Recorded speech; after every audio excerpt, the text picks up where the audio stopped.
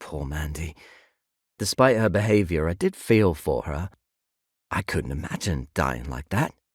To make matters worse, she then had to stay behind, stuck on the mortal plane to watch the world carry on without her.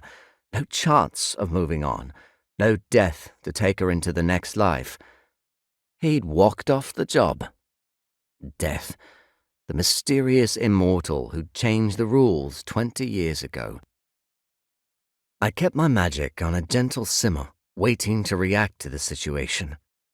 There were 5 threads to my power: scan, reanimate, control, bind, release.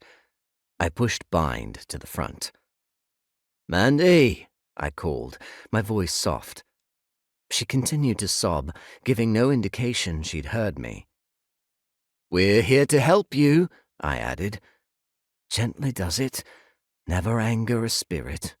As much as our magic worked to stop them, they weren't without strength and resistance. My head torch beam caught her leaning against the tunnel wall, her body curving with it in that strange physical interaction of ghosts in this world. If she chose to, she could pass through it, and she could interact with objects, even cook a 3-course meal. But she couldn't eat it, and she couldn't hug one of the living. Strange, cruel rules. Mandy looked like any other person, only slightly transparent. A ghostly trait. I often wish they'd develop a glow of some sort to make them stand out better.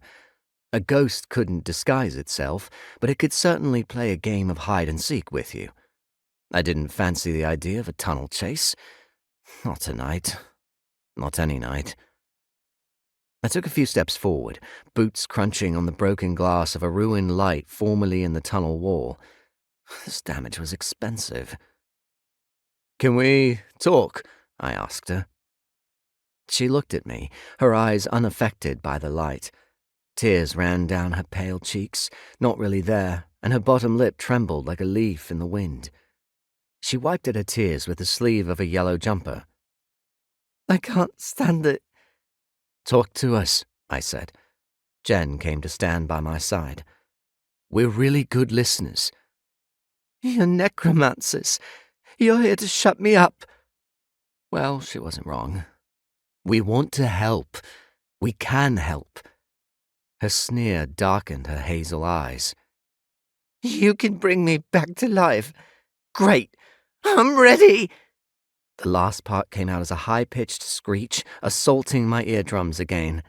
I didn't appreciate her loud sarcasm. "I only wish we could," I answered. "Why don't you talk to us?" She folded her ghostly arms.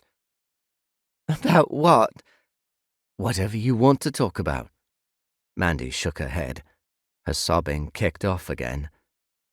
Death had a lot to answer for.